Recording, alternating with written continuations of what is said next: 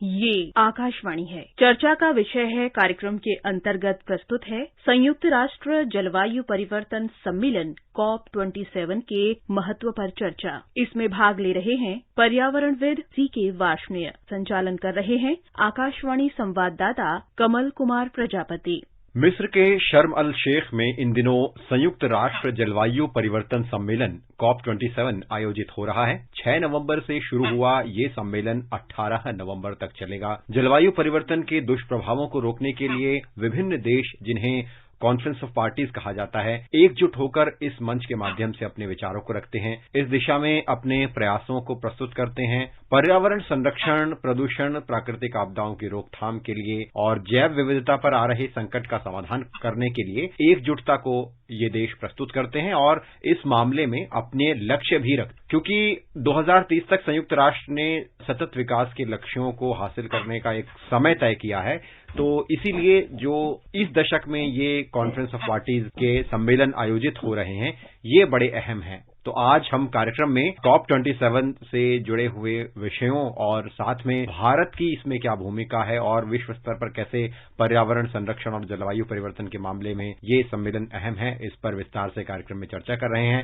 हमारे साथ जुड़ रहे हैं पर्यावरणविद CK वार्ष्णेय। आपका स्वागत है कार्यक्रम में। धन्यवाद। मिस्टर वार्ष्णेय, जैसा कि हम सभी जानते हैं कि COP26 में प्रधानमंत्री नरेंद्र मोदी ने भारत के जीरो कार्बन एमिशन के लक्ष्य को रखा था और कहा था कि 2070 तक भारत पूरी तरह से कार्बन उत्सर्जन को खत्म कर लेगा, इस लक्ष्य को हासिल कर लेगा। इस बार COP27 में भारत किन विषयों के साथ उतर रहा है और अपने जो कार्बन एमिशन के लक्ष्य हैं या फिर जो अन्य पर्यावरण संरक्षण के विषय हैं, उनको लेकर कैसे इस सम्मेलन में भाग ले रहा है? देखिए, COP27 एक बहुत ही महत्वपूर्ण मोड़ पर खड़ा हुआ है और इस वक्त मेक एंड ब्रेक वाली स्थिति है। अगर हमने COP27 में सफलतापूर्वक मुद्दों को सुलझा लिया तो भविष्य उज्जवल रहेगा और मैं समझता हूं कि काफी सुरक्षित रहेगा। लेकिन जैसा कि पिछले मीटिंग्स में होता रहा है, COP26 और उससे पहले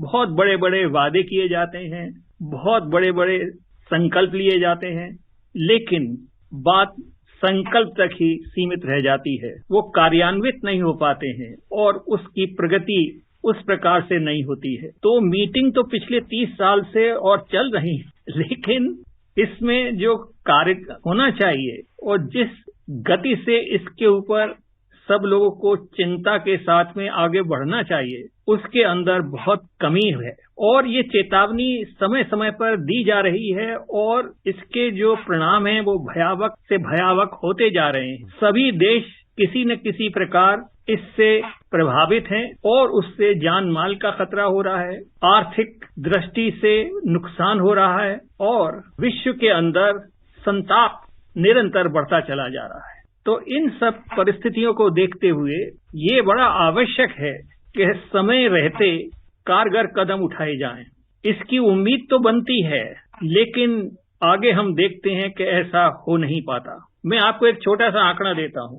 NDCs जो सारे देश में बताते हैं कि हम किस तरीके से अपने आप को कार्बन उत्सर्जन के लिए तैयार हैं और किस तरीके से हम उसके लिए प्रतिबद्ध हैं। अगर उन सब देशों को, जिसमें कि 166 देशों ने अपने अपने कार्यक्रम प्रस्तुत किए हैं, इनको NDCs कहा जाता है, इनों की अगर हम पूरी गणना करें और गणना हुई है तो उससे पता चलता है कि ये जरूरत से बहुत कम है। और अगर जो वादे किए गए हैं और जो प्रण लिए गए हैं और जो उम्मीद दिखाई गई है, अगर उसके हिसाब से चला जाए तो 2030 तक, जिसका जिक्र आपने भी किया कि वो एक सस्टेनेबल डेवलपमेंट ईयर की टर्मिनेशन होगा और हम चाहते हैं कि सारे पर्यावरण के मुद्दे जब तक सुलझ जाएं और उनके अंदर जिस तरीके का संरक्षण और जिस तरह का एक वातावरण बनने की उम्मीद है वो हो। अगर ऐसा होता है तो 2010 के मुकाबले 2030 तक 10.6% के करीब कार्बन उत्सर्जन और बढ़ जाएगा। तो जो पेरिस एग्रीमेंट हुआ था उसके हिसाब से कार्बन उत्सर्जन कम होना चाहिए, लेकिन 2015 के पेरिस एग्रीमेंट के बाद कार्बन उत्सर्जन जैसे गैसेस और उसके पर्यावरण परिणाम निरंतर बढ़ते चले जा रहे हैं। इस साल जो मीटिंग हो रही है COP27, उसमें एक बहुत ही भारी और बहुत ही आवश्यक मुद्दा जुड़ा है, जिसकी कि कई सालों से, पिछले 10, 15, 20 साल से जरूरत महसूस की जा रही थी और उसको टाला जा रहा था। वो था लॉस एंड डैमेज। तो इस साल एजेंडे में एक आइटम आया है जिसको सर्वसम्मति से अब माना गया है कि loss and damage, that is, इसका मतलब ये है कि देशों की जो अपनी एक स्थिति है और जो उनकी क्षमता है, उससे अधिक जो उसका नुकसान होता है उत्सर्जन से और पर्यावरण परिवर्तन से, तो उसकी भरपाई उन डेवलपिंग कंट्रीज के लिए बहुत जरूरी है।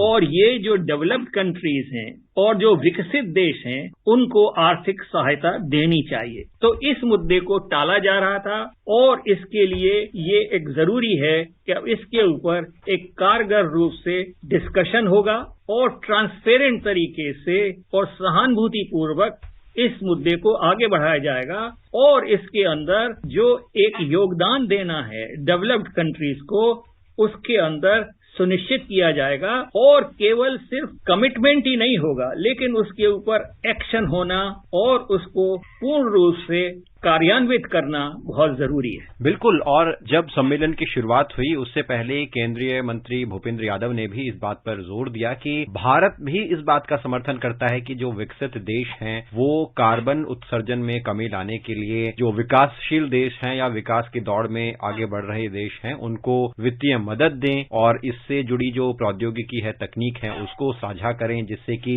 जो साझा प्रयास है सभी देशों का, उसके साथ मिलकर धरती की सुरक्षा को सुनिश्चित किया जा सके। ये एक बड़ा अहम विषय है जिस पर निश्चित रूप से इस बार के सम्मेलन में चर्चा हो रही है। फिर से हम कार्बन उत्सर्जन के विषय पर लौटें मिस्टर वार्ष्णेय। भारत समेत कई देशों ने 21वीं सदी के मध्य या उसके 1-2 दशक के अंदर कार्बन उत्सर्जन में कमी के लक्ष्य को शून्य पर लाने का ऐलान किया है। इसके लिए कई दूरगामी प्रयासों की दिशा में काम शुरू भी हो चुका है इन देशों द्वारा। और अगर हम संयुक्त राष्ट्र की जो दूसरी जलवायु परिवर्तन की रिपोर्ट है उसके ही आंकड़े को लें तो इस रिपोर्ट में संभावना व्यक्त की गई है कि अगर ये प्रयास जारी रहे, इसी तरह से हम प्रगति करते रहे, तो अब के समय की तुलना में 2050 तक कार्बन उत्सर्जन में 68% तक की कमी लाई जा सकती है। तो इस तरह की संभावनाओं को आप कैसे देखते हैं और जो इस वक्त प्रतिबद्धताएं व्यक्त की जा रही हैं विभिन्न देशों द्वारा, भारत समेत, और प्रयास किए जा रहे हैं, उससे ये संयुक्त राष्ट्र जलवायु परिवर्तन की रिपोर्ट है, इसका ये जो आंकड़ा है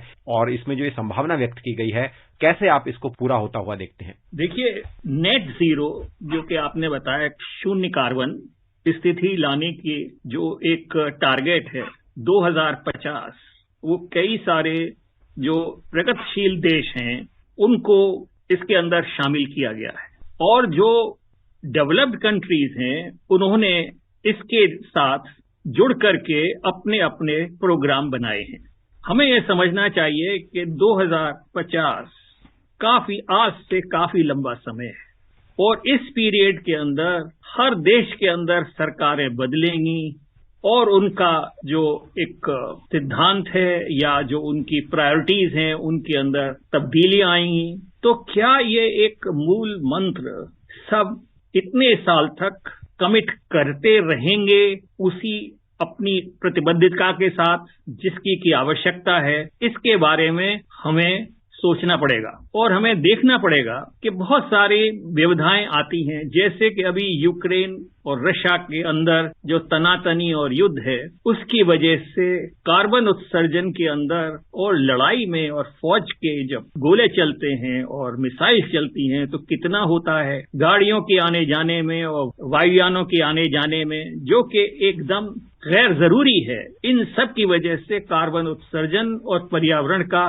बहुत भारी नुकसान होता है, जिसका की भरपाई होना बहुत मुश्किल है और उन सब के ऊपर उसका असर आर्थिक स्थिति और भोजन, जिसको हम कहते हैं फूड सिक्योरिटी, इन सब के ऊपर बहुत बुरा असर पड़ता है। और हम ये भी देखते हैं कि यूएसए और चाइना, जो कि 2 बड़े भारी कार्बन उत्सर्जन करने वाले देश हैं, उनमें आपस में इतना इस वक्त जो स्थिति है वो कोऑपरेट करने के लिए एकदम तैयार नहीं है, बल्कि जो बातचीत के जरिए हैं उनके अंदर डेडलॉक है। तो जब तक सब लोग मिलकर के जुट करके बात आगे नहीं बढ़ाएंगे और एक दूसरे के ऊपर भरोसे को बढ़ाते हुए नहीं चलेंगे, तो ये कार्बन नेट जीरो जो एक टारगेट है, वो टारगेट तो बहुत अच्छा है और सोचने में काफी अच्छा भी लगता है, लेकिन उसके अचीव होने में कई सारी मैं समझता हूं कि नाजुक बातें हैं और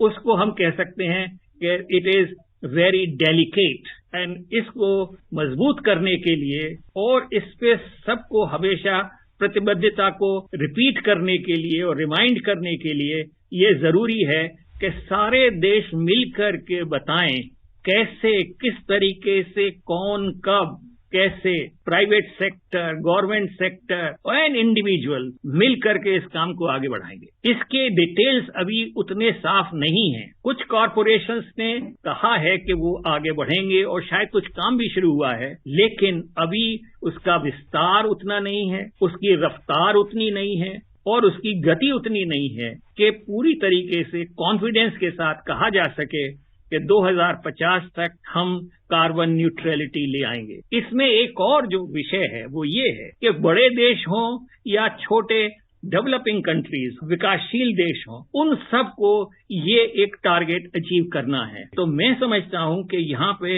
एक बहुत बड़ा प्रॉब्लम है और समस्या है कि जो छोटे देश हैं उनको कार्बन उत्सर्जन को न्यूट्रल करने के लिए या जीरो कार्बन करने के लिए नई टेक्नोलॉजी की जरूरत है और नई टेक्निक्स की जरूरत है, उसके लिए धन की आवश्यकता है। तो ये क्लाइमेट फाइनेंस का जो फंड है, कई साल पहले तय हुआ था कि 2020 तक $100 million developed countries, developing countries को अनुदान में देंगे। उसके अंदर तो अभी तक वो शर्त पूरी हुई नहीं है और ये कमिटमेंट ही रह गया है और इसके अंदर अभी बहुत कमी रही है। अब इसको ऐसा सोचा जा रहा है कि कार्बन न्यूट्रल करने के लिए जिस तरह का इंफ्रास्ट्रक्चर चाहिएगा डेवलपिंग कंट्रीज को, जो कि विकासशील देश हैं, उनको करीब $1 ट्रिलियन की जरूरत पड़ेगी। तो आवश्यकता अब यहाँ पे ये है कि किस तरीके से हम 100 मिलियन को 1 ट्रिलियन के अंदर कन्वर्ट कर पाएंगे। जब तक ये अनुदान की राशि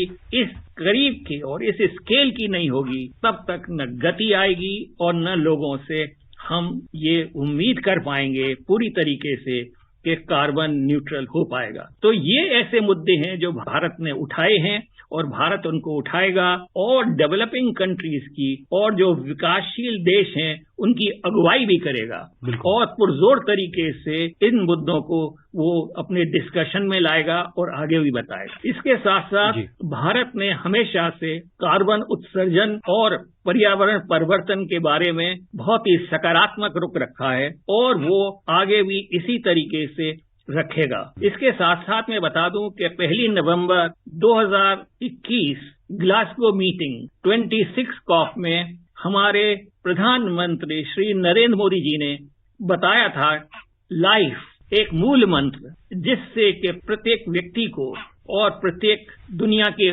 निवास करने वाले लोगों को जोड़ा जा सके और कोऑपरेटिव तरीके से जो एक सबसे बड़ी समस्या है, विश्वव्यापी समस्या है, उसको रोका जा। तो जो इंडिया का पवेलियन है उसकी थीम भी लाइफ है, बिल्कुल LIFE। और ये हमारा जो पुराने हमारी पद्धतियां हैं उसके अंदर ये एक वोवन है, उसके अंदर इस निहित है। तो उन सब चीजों को आगे ला करके विश्व भर में इसका एक मैं समझता हूं आंदोलन कहें या इसका मूवमेंट कहें, उसको चलाना और उसके बारे में लोगों को बताना और उसको आगे बढ़ाना भारत ने अपने आप में एक बीड़ा लिया है। और जो इंडिया पवेलियन है उसकी थीम भी यही है और वहां पे बताया भी गया है कि किस तरीके से इसको किया जा सकता है, करने के क्या क्या तरीके हो सकते हैं और अभी तक भारत ने किस प्रकार से लाइफ वाले जो एक अपना स्लोगन है नहीं है बल्कि एक कार्यक्रम है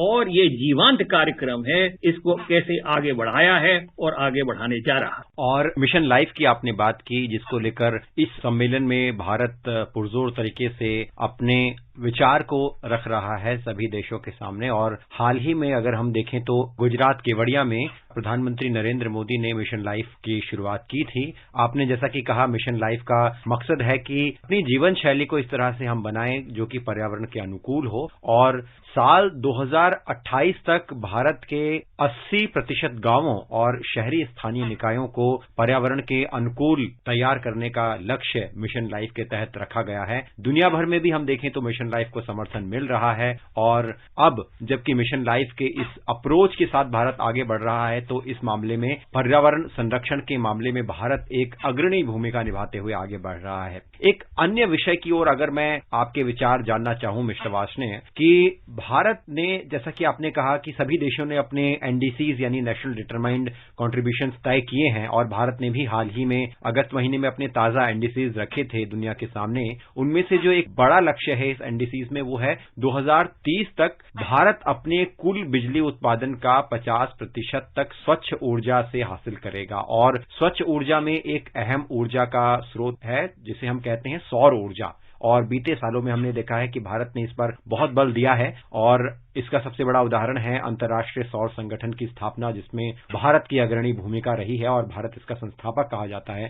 सौर ऊर्जा को लेकर अब देश के अंदर भी इंफ्रास्ट्रक्चर के स्तर पर कई प्रयास किए जा रहे हैं और इसका पूरा एक ढांचा विकसित किया जा रहा है, तेज गति से इस पर काम हो रहा है। तो इस दिशा में भारत की प्रगति को आप कैसे देखते हैं? भारत ने इस दिशा में बहुत प्रगति की है, और मैं कहूंगा कि भारत ने जो पहल की है इसकी वजह से विश्व भर में सौर ऊर्जा के बारे में जो पॉपुलैरिटी और जो उसकी आवश्यकता को लोगों ने समझा है, और उसके साथ साथ उससे जो फायदे उन्होंने लेने शुरू किए हैं वो तो सर्वविदित हैं, और ये बहुत तेजी से बढ़ रहा है। देखिए, सौर ऊर्जा हर जगह, हर व्यक्ति को, हर स्थान पर मुफ्त प्राप्त होती है, और अगर उसका सृजन किया जाए और ठीक तरीके से उसका उपयोग किया जाए तो इससे बहुत भारी फायदा हो सकता है। खनन की आवश्यकता नहीं होगी, तेल निकालने की आवश्यकता नहीं होगी, कोयले जलाने की और कोयला खदान करने की आवश्यकता नहीं होगी, जिससे जीव जंतुओं को परेशानी होती है, जंगल नष्ट होते हैं और पर्यावरण खराब होता है और प्रकृति के ऊपर दाग लगता है। तो इन सब चीजों का एक साथ आसान तरीके से हम इन सब चीजों को नियत कर सकते हैं और कंट्रोल कर सकते हैं। तो ये जो एक तरीका है, ये तो भारत ने ही प्रारंभ किया था, और ये हमारी भारत की पहल है कि ये सोलर अलायंस और सौर ऊर्जा संगठन बनाया जाए। कोई देश अपने अकेले बलबूते पर इसके अंदर पूर्ण रूप से न तो रिसर्च और अनुसंधान कर सकता है और न नई टेक्नोलॉजी ला सकता है, लेकिन अगर हम इसको पूल करें और सारे जो विकासशील देश हैं वो अपने अपने संसाधन को जुटाएं और पूल करें और फिर उस पूल से आगे बढ़ें, तो बड़ी तेजी से उसके अंदर काम हो सकता है। और इसी सब के संदर्भ में मैं ये कहूंगा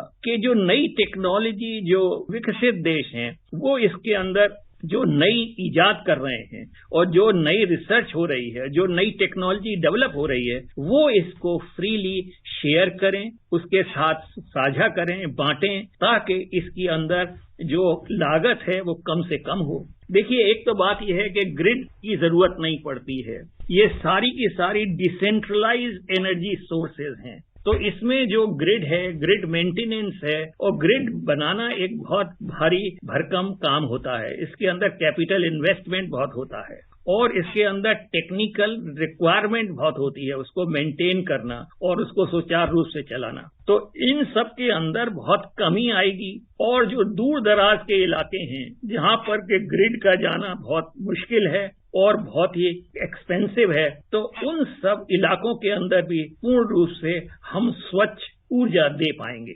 और जहां स्वच्छ ऊर्जा है और मैं समझता हूं एक भरोसेमंद ऊर्जा है, वहां पर प्रगति के रास्ते बहुत खुल जाते हैं और हर तरीके से लोग अपने अपने तरीके से आगे बढ़ते हैं और सक्षम महसूस करते हैं। तो ये एक बहुत ही आवश्यक है कि हम जो नॉन फॉसिल फ्यूल एनर्जी की मात्रा को निरंतर बढ़ाएं और इस लक्ष्य को प्राप्त करें, और इसमें सौर ऊर्जा का और वायु ऊर्जा का दोनों का बड़ा भारी योगदान है और हम इसके अंदर काफी आगे प्रगति कर सकते हैं। इसमें अनुसंधान की बहुत आवश्यकता है। अनुसंधान के साथ साथ इसमें जो कॉस्ट है उसके घटने में भी बहुत जरूरी है। हालांकि अभी हम देखते हैं कि सौर ऊर्जा कई जगह तो पारंपरिक ऊर्जा से और कम दाम में हम उत्पाद कर पा रहे हैं। तो ये सब अच्छी चीज है जिनको हम कहते हैं ग्रीन शूट। तो इन्हीं सब चीजों को हमें लेकर के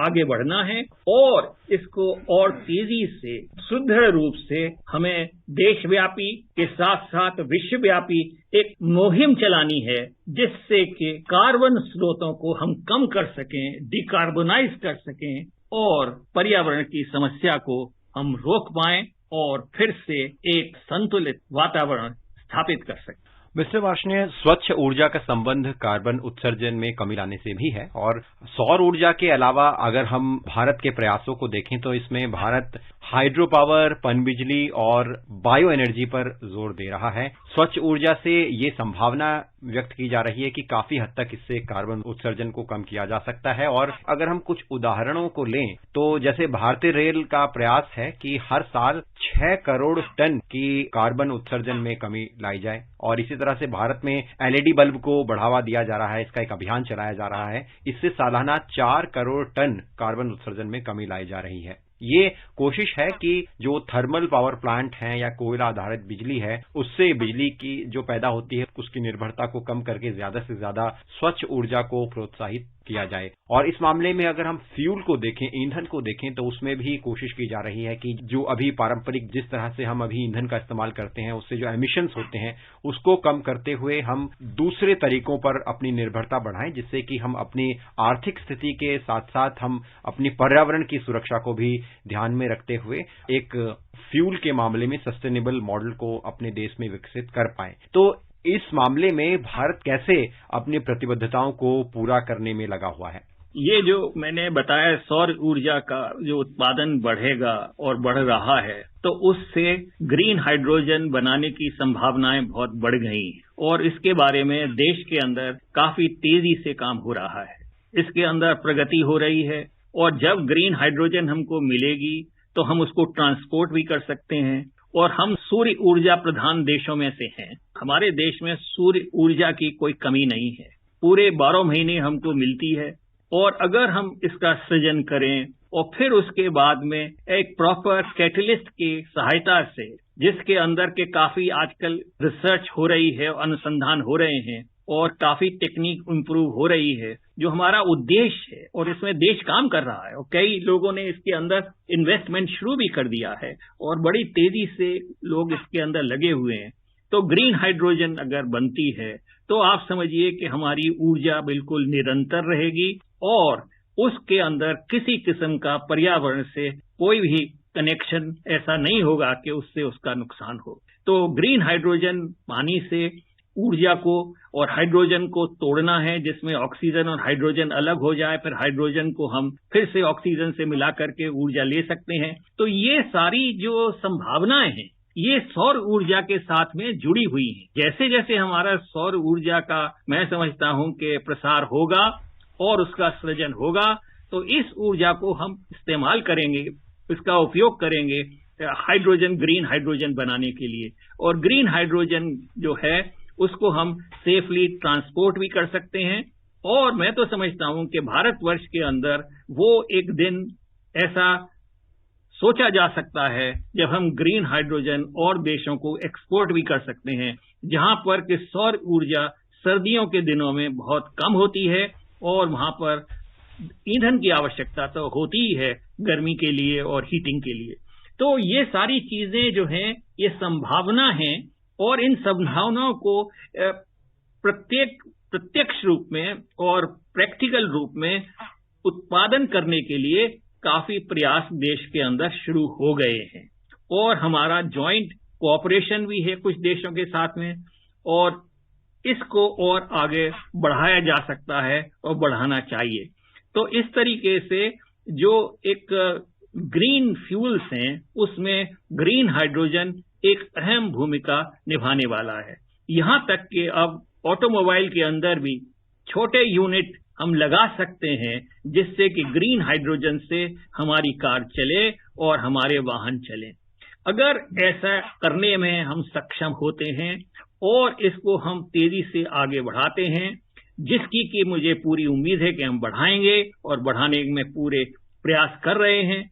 तो देखिए, आपको ये जो पेट्रोलियम इंपोर्ट की जो एक प्रॉब्लम है, जिससे कि फॉरेन एक्सचेंज का काफी सारा हमको रेन करना पड़ता है, जो बाहर चला जाता है, उसके अंदर बहुत कमी आएगी।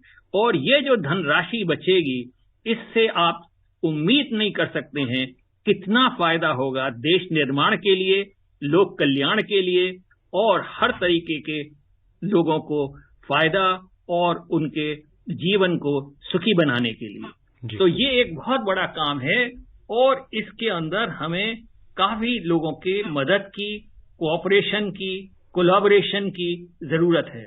और ये सारे मुद्दे ऐसे हैं जो COP27 को बड़ी तेजी से, बड़ी गहराई से और बड़ी, मैं समझता हूं, कोऑपरेटिवली इसको आगे बढ़ाने की आवश्यकता है। और इन सब चीजों की हमें उम्मीद है कि COP27 इसको जरूर सोचेगा और समझेगा। आपको ये जानकर ताज्जुब होगा कि आज की यूथ के अंदर एक बहुत भारी रोष है और वो चाहते हैं कि जल्दी से जल्दी दुनिया की जो एक विकटतम समस्या है क्लाइमेट चेंज, उसके ऊपर काबू पाया जाए।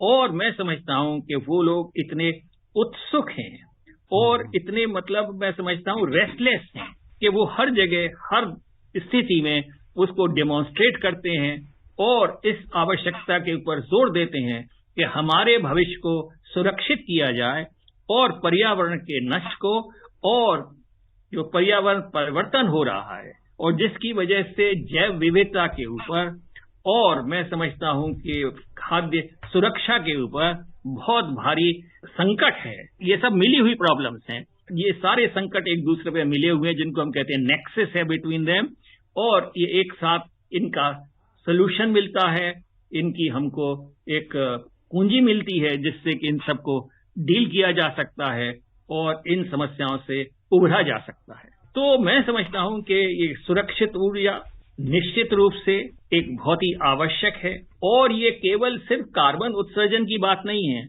हमें अपने जीवन शैली को भी बदलना है, जो कि लाइफ जैसे हमने जो एक मुहिम चलाई है, उससे ये जाहिर होता है कि साधनों को व्यय न किया जाए और उपभोक्तावाद को कम किया जाए। तो पर्यावरण, जलवायु परिवर्तन को लेकर जो चुनौतियां हैं वर्तमान में, उससे निपटने के लिए, पर्यावरण की सुरक्षा सुनिश्चित करने के लिए मिस्र में सभी पर्यावरण की चिंता करने वाले देश हैं, वो एकजुट हुए हैं। वहां पर पर्यावरण संरक्षण से जुड़े हुए विशेषज्ञों के साथ विभिन्न देशों के राष्ट्राध्यक्ष मौजूद हैं, अपने अपने विचार प्रस्तुत कर रहे हैं। उम्मीद है कि जो इन सभी देशों ने लक्ष्य रखा है कि दुनिया को, धरती को बचाया जाए और जो चुनौतियां पेश आ रही हैं और जो एक लक्ष्य रखा गया है कि जो धरती का बढ़ता तापमान है उसको सीमित रखा जाए, और जिससे कि आगे आने वाले समय में जो आपदाओं की आशंका है या पर्यावरण की भयंकर चुनौतियों की आशंका है, उससे हम बचकर रहें और अपनी प्रकृति को, अपनी धरती को सुरक्षित रखने में अपना एक साझा योगदान दे सकें सभी देश मिलकर। उम्मीद है कि COP27 में कुछ ऐसे बिंदु आगे आने वाले दिनों में, जो कि बचे हुए दिन हैं, उनमें निकलकर सामने आएंगे। कार्यक्रम में आप जुड़े, हमसे जुड़ने के लिए आपका बहुत बहुत धन्यवाद। धन्यवाद। अभी आप सुन रहे थे संयुक्त राष्ट्र जलवायु परिवर्तन सम्मेलन COP27 के महत्व पर चर्चा। इसमें भाग ले रहे थे पर्यावरणविद CK वार्ष्णेय, संचालन कर रहे थे आकाशवाणी संवाददाता कमल कुमार प्रजापति। ये कार्यक्रम आकाशवाणी के समाचार सेवा प्रभाग द्वारा प्रस्तुत किया गया। इसे आप हमारे mobile app news on AIR और YouTube channel news on AIR official पर भी सुन सकते हैं। इस कार्यक्रम के संबंध में अपनी प्रतिक्रिया आप हमें ईमेल कर सकते हैं। पता है AIRNSD@gmail.com। ये कार्यक्रम फिर से सुनने के लिए लॉग ऑन करें हमारी वेबसाइट newsonair.nic.in।